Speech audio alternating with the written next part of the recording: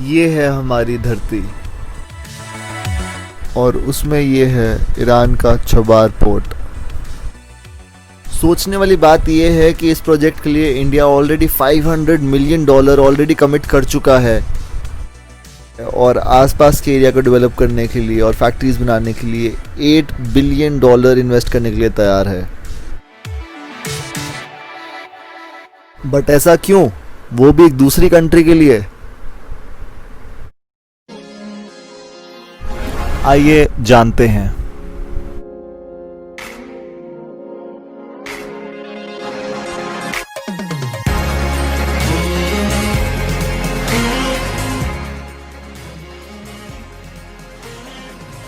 As long as I'm President of the United States, Iran will never be allowed to have a nuclear weapon. Ayatollah Khomeini returns to a country teetering on the brink of civil war.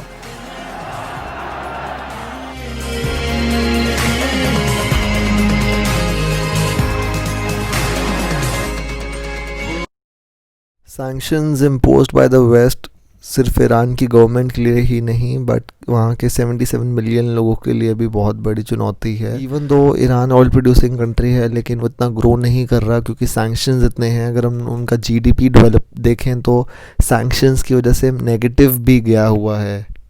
समझने वाली बात यह है कि Iran United states of America का एक पहले strategic partner था मिडल ईस्ट में, जहाँ पे उनका number 1 strategic partner Saudi Arabia था, तो दूसरे नंबर पे ईरान आता था। ये चला 1980s तक, जब तक वहाँ का ईरान का मोनार्क को हटा नहीं दिया गया और वहाँ पे इस्लामिक रेवोल्यूशन नहीं आई।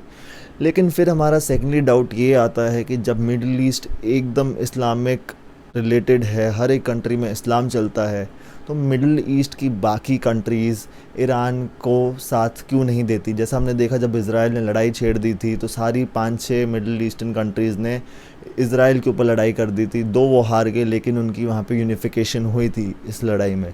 लेकिन ईरान के साथ ऐसा नहीं है। ईरान की जब न्यूक्लियर डील हुई तो किसी भी मिडल ईस्ट की कंट्री ने उनका साथ नहीं दिया। आज के टाइम भी उनका कोई साथ नहीं देता। ये इसलिए है कि ईरान एक शिया में जो है वहाँ पे शिया मानने वाले मुस्लिम हैं। वहाँ पे एक ही पूरी दुनिया में कंट्री है जहाँ पे मेजॉरिटी है और बाकी सब जितना भी है पाकिस्तान, अफ़गानिस्तान, इराक़ वगैरह, सऊदी अरेबिया, यहाँ पे हर जगह पे सुन्नी मेजॉरिटी वाली गवर्नमेंट है। और ईरान अपनी तरफ से जहाँ पे भी हो सके वहाँ पे शिया मिलिटेंट्स को स्पॉन्सर करता है। तभी वहाँ पे जो उनका जनरल को मारा था उन्होंने एयर स्ट्राइक इराक़ में, वो इसलिए मारा था कि वो फंड करता है शिया को, शिया के जितने भी यहाँ पे मिलिटेंट ग्रुप होते हैं। और तभी वो सीरिया में भी ऐसा करता है। वहाँ पे जो हमारे हैं अपने शिया माइनॉरिटी वाले टेररिस्ट ग्रुप, उनको वो करता है। यही इज़राइल में करता है और तभी आजकल उनके ऊपर एक टेररिज्म वॉर भी चल रही है। बट ऐसा क्यों? 2015 में जब वहाँ पे न्यूक्लियर डील हो गया था finalise, UK, United States, EU, Germany, China, Iran और फ्रांस बहुत ही ज़्यादा मेजॉरिटी प्लेयर्स थे। और इससे पहले CIA बहुत ज़्यादा नज़र रखता था तेहरान के ऊपर। और ये सिर्फ ईरान की बात भी नहीं है, ईरान के 8.8 करोड़ लोगों के यहाँ पे सोचने वाली बात है कि जिस कंट्री के GDP -7 या -8 चल रही है, हालांकि वो एक ऑयल रिच कंट्री है और वहाँ पे आसपास में जितनी भी ऑयल रिच कंट्री है वो इतनी अमीर हो गई हैं, लेकिन ईरान के एक्सपोर्ट के ऊपर इतना ज़्यादा रोक लग गया है। तभी 2015 में उन्होंने न्यूक्लियर डील फाइनलाइज़ की। न्यूक्लियर डील के हिसाब से ईरान को 2.13 से लेकर 3% एनरिच यूरेनियम मिलेगा, जिनसे उनके न्यूक्लियर रिएक्टर्स चलते रहें और इलेक्ट्रिसिटी फॉर्मेशन होती रहे। लेकिन ट्रंप गवर्नमेंट ने 2017-18 में आके इसको डील को अपने साइड से रिवोक कर दिया और इसमें US नंबर 1 मेजॉरिटी प्लेयर था। उन्होंने बोला कि नहीं, ईरान इससे न्यूक्लियर बॉम्ब बना सकता है, बट ऐसा ज़िंदगी में कभी नहीं हो सकता। एटलीस्ट आपको अगर न्यूक्लियर फ्यूजन या न्यूक्लियर मटेरियल चाहिए जो बॉम्ब बनाने के लिए, उसमें कम से कम 40 से ज़्यादा % एनरिच यूरेनियम या प्लूटोनियम होना चाहिए, उसको आप फ्यूल के लिए यूज़ करने के लिए मिनिमम। और अगर आप उसको बनाना भी चाहे 2.13 से लेकर 3% वाले को, तो एटलीस्ट आपको कम से कम 140 से 150 साल लग जाएंगे इतनी क्वांटिटी जमा करने में, क्योंकि इनके ऊपर UN की सर्वेलेंस टीम भी आती है। जैसे जब इंडिया ने 2007-8 में डील फाइनलाइज़ की थी न्यूक्लियर डील, तो इंडिया में भी जितने भी न्यूक्लियर पावर प्लांट चल रहे होंगे, यूएन की टीम आके उनको सर्वेलेंस देखती है, उनका पूरा डेटा देखती है कि कहीं न्यूक्लियर फ्यूल को कहीं ऐसे वैसे यूज़ तो नहीं हो रहा। तो यहाँ पे ये पूरा पॉइंट है। और सेकेंडली आता है tanker Wars. The bilateral agreement to develop the Chabahar port and related infrastructure and availability of about $500 million from India for this purpose is an important milestone. Iran का चाबहार बंदरगाह बनने से भारत की समुद्री जहाज को अफगानिस्तान जाने के लिए पाकिस्तान जाने की जरूरत नहीं होगी। इस बंदरगाह से पाकिस्तान को बाईपास करते हुए अफगानिस्तान, मध्य एशिया और यूरोप के लिए नए व्यापार मार्ग भी खुलेंगे।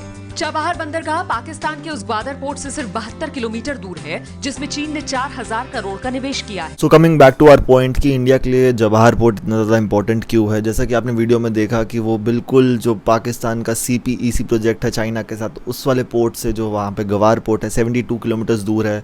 लेकिन इसका ये फंडा नहीं था। मेन फंडा इस कि जब इंडिया का बायलैटरल ट्रेड बढ़ रहा था अफगानिस्तान के साथ, तो पहले वो ट्रांसपोर्ट करते थे अपने गुड्स वाया वाघा बॉर्डर, जहाँ पे उन्होंने अपना पाकिस्तान के साथ एक चेक पॉइंट रखा है जहाँ से पूरे रोड के थ्रू इंडिया का ट्रांसपोर्ट होता है। वहाँ से बाय रोड अफगानिस्तान जाया जाता था, काबुल।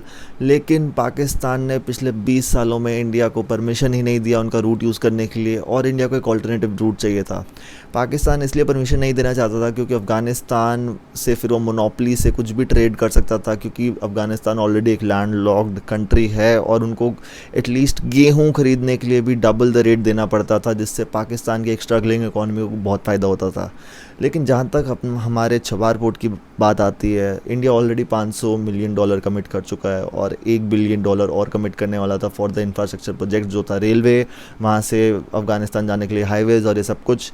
ये इसलिए इम्पॉर्टेंट है, एक तो ईरान के पास पैसे नहीं हैं उनके ऊपर, उनकी इकॉनमी बिल्कुल ही स्ट्रैंगल्ड है, और दूसरा ईरान से सबसे ज़्यादा इंपोर्टर ऑयल का इंडिया है। इवन दो उनके ऊपर सैंक्शंस लगा हुआ है, फिर भी इंडिया के उनके और ईरान के बायलैटरल रिलेशनशिप्स काफ़ी अच्छे हैं, और इंडिया ने ये डील तब फाइनलाइज़ की थी जब उनके ऊपर से सैंक्शन हट गया था। लेकिन आजकल काफ़ी फेक न्यूज़ आ रही थी कि ईरान ने जो अपना उनका रेलवे प्रोजेक्ट था वहाँ से इंडिया को निकाल दिया क्योंकि इंडिया पैसे नहीं दे रहा। लेकिन अभी रिसेंटली पता चला कि किसी भी गवर्नमेंट ने इसके ऊपर कमेंट नहीं किया था, एक्सटर्नल अफेयर मिनिस्ट्री ने इंडिया की, ना ही ईरान की, ना ही तेहरान से कोई न्यूज़ आई थी। बट अभी पता चल रहा है कि ऐसा कुछ नहीं है और इंडिया इन्वेस्ट करेगा। और इंडिया के लिए इसलिए इम्पॉर्टेंट है क्योंकि जो गवार पोर्ट है वो चाइना का पर्ल ऑफ स्ट्रिंग थ्योरी के रिलेटेड है। इसके ऊपर मैंने एक वीडियो बनाया था, you can check it out, वो मैं डिस्क्रिप्शन में डाल दूँगा। और वो इसलिए है क्योंकि पूरा Indian Ocean, Bay of Bengal और हमारा अरेबिक सी में स्ट्रैटेजिक पोर्ट बना चुका है चाइना, नहीं बने तो बन रहे हैं। श्रीलंका का पोर्ट पूरा हैंड ओवर हो चुका है उनको ऑलरेडी। बांग्लादेश के लिए उन्होंने 2 सबमरीन्स बना दी हैं, स्टेल्थ जो होती हैं वो वाली, और म्यांमार में वो अपना एक पोर्ट और बना रहे हैं, दुबुर्जी जो अफ्रीका में है, जहाँ से उनको अरेबिक सी के ऊपर नज़र बनाए रखें, वहाँ पे भी उनका पोर्ट स्टार्ट हो चुका है। बट इसको काउंटर करने के लिए इंडियन नेवी का जो चाबहार पोर्ट है वहाँ पे इंडिया वाले अपनी डिस्ट्रॉयर्स शिप इन कर सकते हैं, ऐसा डील में था। तो ये काफ़ी ज़्यादा इम्पॉर्टेंट पॉइंट था for India to increase its naval presence in east side of the Arabian Sea, और इंडियन ओशन में तो डेफिनेटली इंडिया के पोर्ट और बेसिस हैं ही, तो तभी ये इतना ज़्यादा इम्पॉर्टेंट है। और अगर आपको वीडियो पसंद आए तो please share this with your friends and please do subscribe this channel, और इस चैनल को सपोर्ट कीजिए। और थैंक यू वेरी मच, और please don't miss out on other stuff which is provided on this channel. Mic drop, bye.